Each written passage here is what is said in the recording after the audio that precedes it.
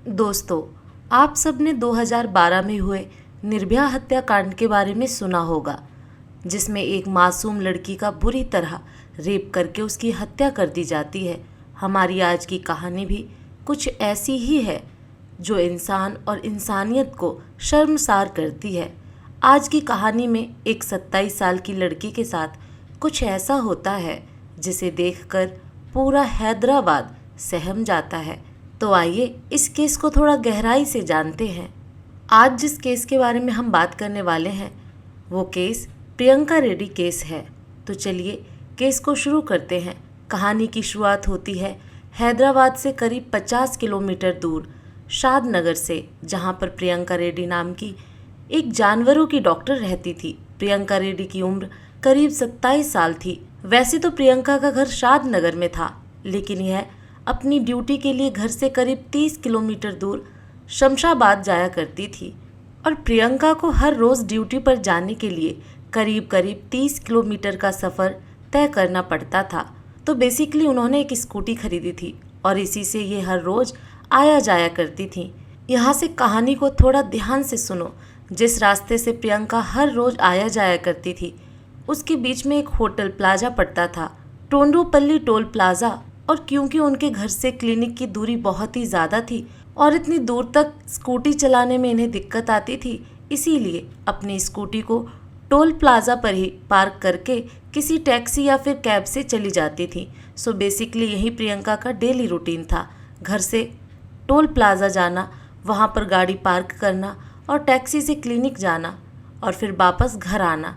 अब हर दिन की तरह 27 नवंबर 2019 का दिन आया। इस दिन भी प्रियंका घर से टोल प्लाजा पर गई, वहां पर गाड़ी पार्क की और कैब से क्लिनिक चली गई। 27 नवंबर को ही प्रियंका का एक डर्मेटोलॉजिस्ट के पास अपॉइंटमेंट था। जिनको नहीं पता, डर्मेटोलॉजिस्ट मतलब एक ऐसा डॉक्टर जो स्किन की बीमारियों में एक्सपर्ट होता है।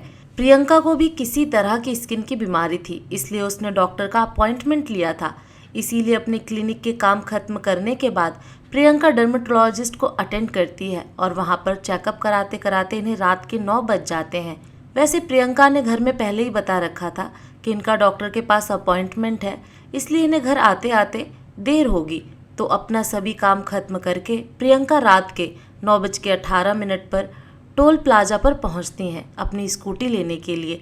जब प्रियंका स्कूटी लेने पहुंचती हैं तो वो देखती हैं कि उनकी स्कूटी का तो टायर पंक्चर है। अब प्रियंका थोड़ा सा घबरा जाती हैं, क्योंकि एक तो रात का समय, ऊपर से रोड भी सुनसान थी और उस रोड से ट्रक के अलावा और कोई भी गाड़ियां नहीं गुजरती थी। रात काफ़ी हो चुकी थी और रोड पर ये इकलौती लड़की थी और आसपास खड़े सभी लोग इसे घूरे जा रहे थे।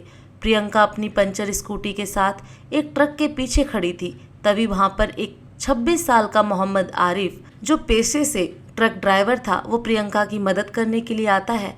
प्रियंका को ये लड़का सही नहीं लग रहा था, इसीलिए वो मदद के लिए मना कर देती है।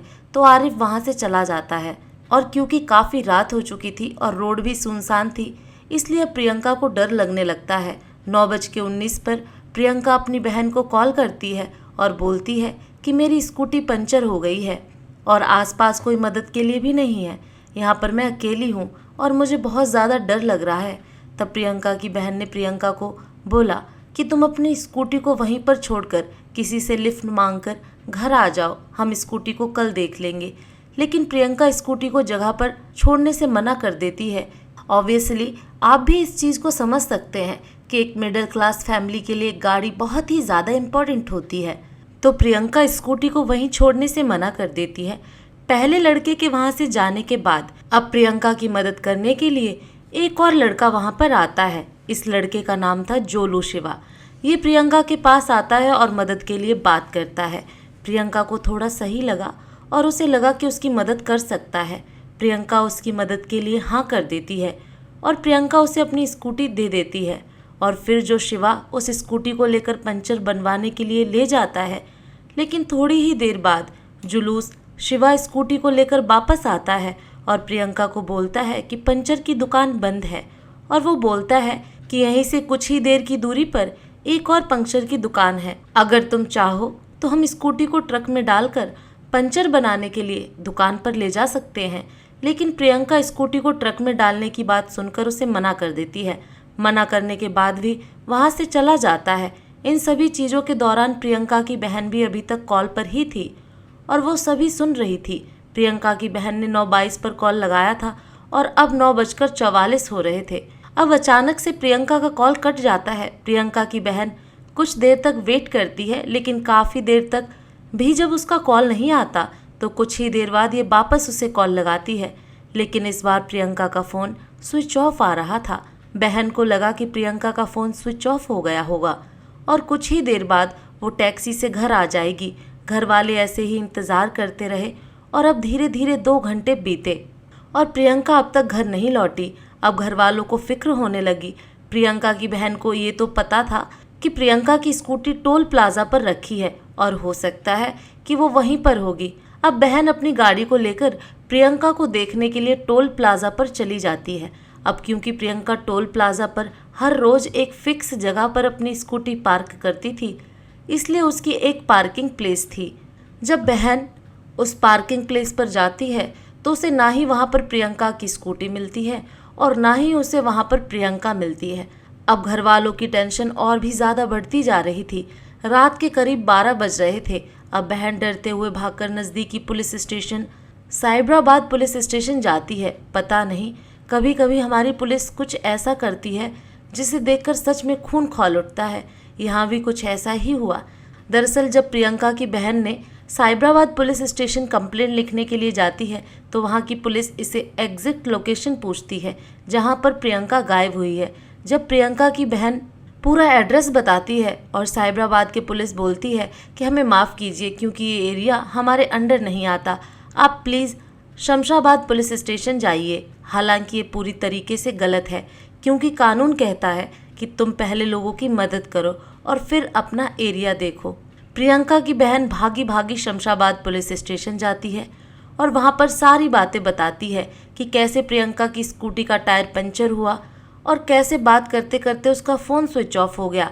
ये सब वो पुलिस को बताती है। पुलिस तुरंत अपनी टीम के साथ टोल प्लाजा पर जाती है और वहाँ पर प्रियंका को ढूंढती है और उधर प्रियंका की फैमिली भी बाकी रिश्तेदारों को कॉल करके प्रियंका के गायब होने की बात बताती है। सब लोग मिलकर प्रियंका को रात भर ढूंढ रहे थे, लेकिन उसका कोई भी पता नहीं चलता। लेकिन अगले दिन यानी कि 28 नवंबर 2000 की सुबह टोल प्लाजा से करीब 25 किलोमीटर की दूरी पर एक जगह है, चट्टनपल्ली। यहाँ पर एक दूध वाला एक फ्लाईओवर के नीचे से गुजर रहा था। तभी उसे वहाँ पर एक जली हुई चीज़ दिखती है। जब उसने उसे पास जाकर देखा तो वहाँ पर एक जली हुई लाश थी। उसे देखकर वह घबरा गया और उसने तुरंत पुलिस को कॉल लगाया। अब तुरंत जल्दी से वहाँ पर शमशाबाद पुलिस आई। जब पुलिस लाश को देखती है तो पुलिस उसका पता नहीं लगा पाती है क्योंकि लाश बुरी तरह जल चुकी थी।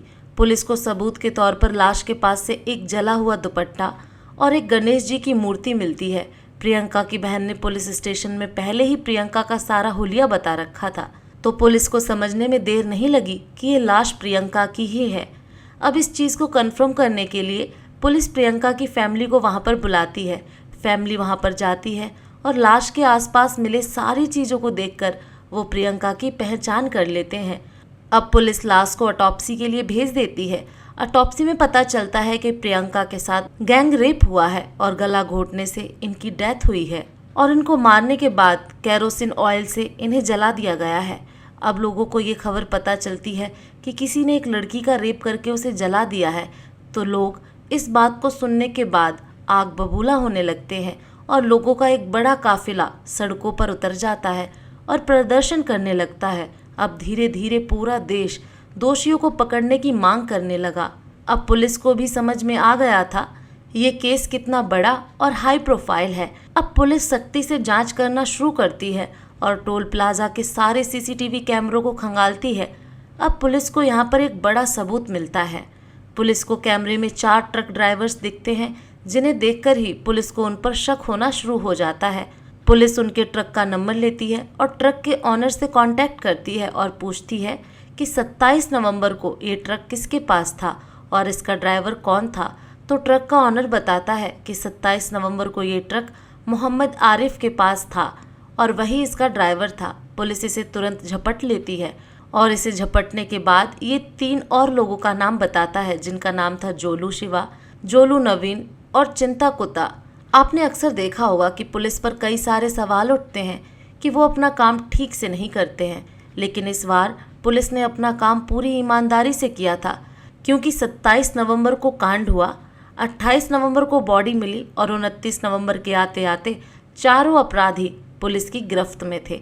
अब पुलिस ने चारों अपराधियों शमशाबाद पुलिस स्टेशन ले जाने का सोचती है, लेकिन क्योंकि सभी लोगों को पता चल गया था कि चारों अपराधी पकड़े जा चुके हैं और अगर अपराधियों को पुलिस स्टेशन ले जाया गया तो पुलिस स्टेशन पर ही लोग हमला कर देंगे, इसीलिए पुलिस कोर्ट से परमिशन लेकर चारों अपराधियों को 90 किलोमीटर दूर चेरापल्ली पुलिस स्टेशन ले जाती है और वहीं पर बंद कर देती है। अभी पुलिस अपराधियों से पूछताछ नहीं करती, बल्कि 2 दिसंबर को कोर्ट से परमिशन लेती है उन अपराधियों से पूछताछ करने की। अब पुलिस को कोर्ट से 10 दिनों की परमिशन मिलती है इन तीनों से पूछताछ करने के लिए। अब पुलिस ने 4 दिसंबर से पूछताछ शुरू करती है। अब ये चारों खुलासा करते हैं, जिसे सुनकर एक समय आपकी आंखों में भी आंसू आ जाएंगे।